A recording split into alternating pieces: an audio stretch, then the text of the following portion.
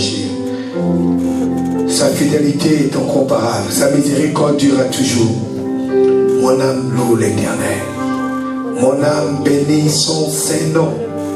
C'est lui qui pardonne tes péchés, qui te pardonne toutes tes iniquités et qui guérit toutes tes maladies. Mon âme bénit l'Éternel. Mon âme bénit son Saint-Nom. C'est lui qui pardonne tes iniquités et qui guérit toutes tes maladies. Mon âme bénit l'Éternel. Amen. Alléluia. Yes. Nous allons accueillir une sœur qui m'a dit que le Seigneur a fait quelque chose dans sa vie. Ah, moi je ne connais pas le témoignage, mais elle m'a dit Jésus a agi dans sa vie. On vient de parler, elle va revenir glorifier ce que le Saint-Esprit a fait. Amen. Parce que moi j'aime quand on donne gloire à Jésus. Amen. Parce que le Seigneur guérit encore. Le Seigneur délivre. Amen. Alléluia. Je suis dans la joie avant que la sœur ne vienne. Je crois que la sœur sait déjà qu'il s'agit d'elle. Donc, comme elle ne s'y attendait pas qu'elle se prépare, ils ont le temps de remettre les idées en place. Amen. Gloire à Dieu. Amen. Wow. Amen. Wow. Sinon, quand tu es dans de tels états, j'ai du mal à bien parler. J'ai du mal à prêcher. J'aime ce lieu. Franchement, j'aime ce lieu. Il y a la présence de Dieu dans ce lieu. Il y a une paix. Il y a une paix. Je ne sais pas si vous la ressentez. Il y a une paix dans ce lieu. Et cette paix a été multipliée ces derniers temps. Est-ce que vous le savez? Il y a une paix dans ce lieu. Si tu rentres dans ce lieu et que tu ne repars pas avec la paix, ne sors pas. Même si on ne prie pas pour toi. Chaque fois que vous rentrez ici, je vous donne un secret. Dites toujours Seigneur que je reparte avec la paix. La paix veut dire quoi? La paix veut dire la victoire. La Bible déclare que le Dieu de paix écrasera Satan sous vos pieds. La paix, ça signifie la victoire. Amen. La paix, c'est la victoire. Dis avec moi la paix. Que la paix du Seigneur soit mon partage. La première chose qu'on doit ressentir quand on rentre dans une église, même si tu ne sens pas la chaleur de l'esprit ou le froid ou le fourmillement, c'est la paix. Amen. Quand tu rentres dans un lieu qu'on appelle église, amen, là où Dieu, Jésus-Christ de Nazareth, le Saint des Saints, béni soit son Saint-Nom, est élevé, on doit avoir la paix. Amen. On doit avoir la paix. Alléluia. Quand tu es dans la présence du Seigneur, avant même qu'il ne te fasse quoi que ce soit, avant que tu n'entendes même sa parole, tu dois d'abord être inondé de sa paix. Alléluia. Parce que quand tu es inondé de sa paix, alléluia, ton assurance et ta foi s'accroît. Tu sens que véritablement qu'il est là et qu'il est capable de tout faire. Parce que la première chose que le diable vient nous voler, qu'il combat tous les jours, c'est notre paix. La Bible déclare que le châtiment qui nous sauve, mais le châtiment qui nous donne la paix. Dis le châtiment qui nous donne la paix. Le châtiment qui nous donne la paix. En dehors de ce châtiment, l'homme ne pouvait pas avoir la paix. En dehors de ce sacrifice, l'homme ne pouvait pas avoir la paix. Cela veut dire que l'homme qui ne reconnaît pas que ce sacrifice est le sacrifice ultime, cet homme ne peut pas avoir la paix. Amen. La paix véritable. La paix véritable, elle n'est pas dans un whisky coca.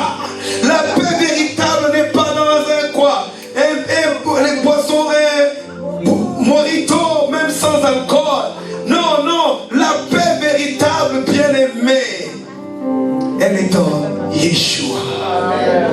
J'étais quelque part, on On a voulu me dire non, mais on a voulu me servir de la bière. Moi, on me dit non, mais c'est sans alcool. Je dis avec ou sans alcool, pour moi, bière, c'est bière. Amen. Avec ou sans alcool, vin, c'est vin. Une autre fois, j'ai été invité il y a quelques années, à 6 ans d'ailleurs, sur une sœur en Christ. Elle dit, ah, homme de Dieu, comme vous avez rendu visite, je crois que c'est pour, il y avait eu un repas, donc on va manger, on va boire du vin. Elle dit, non, mais c'est du vin sans alcool. J'ai dit, alcool ou pas alcool, vin, c'est vin. Amen. Je n'ai pas pourquoi. Parce que pourquoi les gens boivent de la bière sans alcool ou du vin sans alcool? Parce que ils est pour se sentir un peu à l'aise.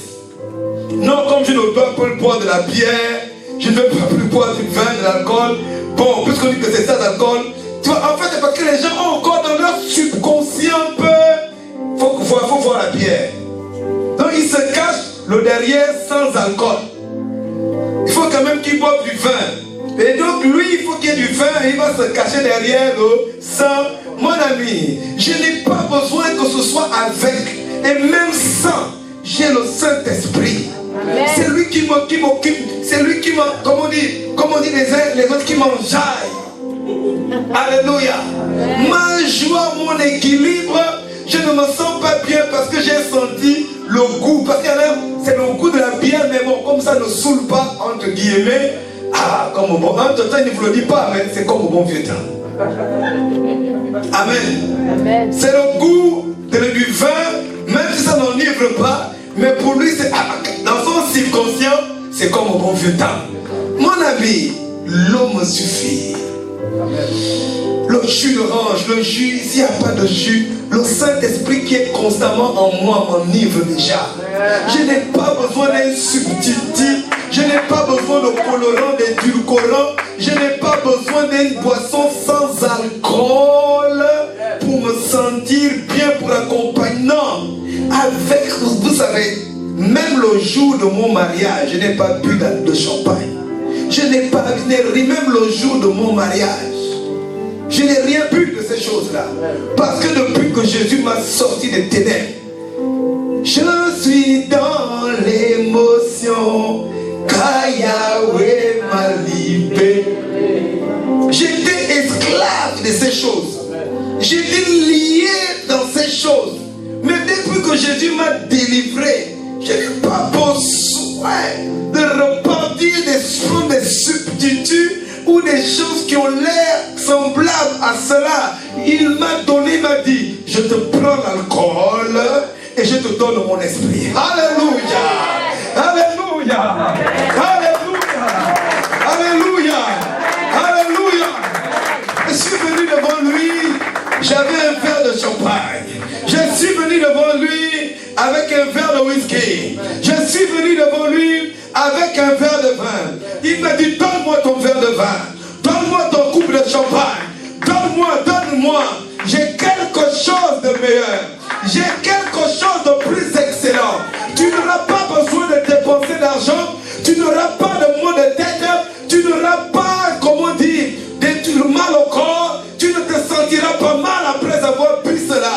Ce que je vais te donner, cela te donne la vie, cela te donne la paix, ça te donne la joie, cela te guérit et ça te donne la vie en abondance. Il dit, je te donne mon esprit. Dis, oh, ya. Le Saint-Esprit, il dit, ne vous enivrez pas de vin, mais soyez remplis, en d'autres termes, soyez enivrés. Parce que l'ivresse commence quand on a déjà... Ouais. Mais soyez remplis, soyez enivrés du Saint-Esprit. Alléluia. Nous être enivrés du Saint-Esprit. Alléluia. Car c'est là qu'on commence la victoire. C'est là qu'on commence la différence. Alléluia. Oh mighty Lord. Je déclare ce matin que toute pensée de découragement dans ta vie soit brisée au nom de Jésus. Que toute toute attaque du diable dans tes pensées soit brisée au nom de Jésus. Je déclare que toute affliction démoniaque dans ton cœur soit brisée au nom de Jésus. Que toute affliction satanique dans tes âmes, dans ton âme, autant pour moi, dans tes émotions soit brisée au nom de Jésus. Oh, je viens déclarer toute frustration, toute colère, toute tristesse que le diable a introduit malicieusement dans ton âme soit ôté par le sang de Jésus. Bien-aimé, un enfant de Dieu est un enfant de paix. Un enfant de Dieu est un enfant qui est rempli, qui est constamment dans la joie. Un enfant de Dieu ne demeure pas dans la tristesse. Un enfant de Dieu ne demeure pas dans la colère. Le royaume de Dieu, ce n'est pas le manger, le boire, mais c'est la justice, la paix, la joie par le Saint-Esprit. Voilà le commencement du royaume de Dieu. Alléluia. Je suis un enfant du royaume. Dans le ciel, il n'y a pas de tristesse. Le royaume de Dieu, Jésus a dit, le royaume de Dieu est parmi vous. On n'a pas de colère dans le ciel. Il n'y a pas de haine dans le ciel. Il n'y a pas d'amertume dans le ciel. Il n'y a pas de tristesse dans le ciel. Devant le trône de Dieu, la Bible déclare que tout s'écrit gloire. Dis mon cœur. Dis mon cœur est rempli de la gloire de Dieu. Dis je suis un vecteur, un transporteur, un véhicule de la gloire de Dieu. Mais est-ce que dans la gloire de la tristesse? Est-ce que dans la gloire de Dieu, il y a comment dire, il y a l'amertume? Dans la gloire de Dieu, il n'y a pas l'affliction. Dans la gloire de Dieu, il n'y a pas toutes ces choses, bien aimés. Nous sommes des vecteurs, nous sommes des transporteurs, des véhicules de la gloire de Dieu. Je porte la gloire de Dieu. Je porte la gloire de Dieu. Satan n'a pas de gloire. Parce que Satan c'est la tristesse. Satan c'est la mort. Moi je suis un vecteur, un communicant, un communicateur dans la gloire de Dieu. En moi c'est la joie. En moi c'est la paix. En moi c'est l'amour. Parce que j'ai la gloire de Dieu. Vous savez, quand tu diffuses la gloire de Dieu, imaginez un peu, vous voyez, ces vieilles photos religieuses qu'on nous représentait Jésus avec la lumière qui sort du cœur. Quand tu as la gloire de Dieu, en fait, tout ce qui émane de toi, c'est la paix, c'est la joie, c'est l'amour, c'est l'allégresse. Voici quelqu'un qui est rempli de la joie, de l'esprit, de la gloire de Dieu.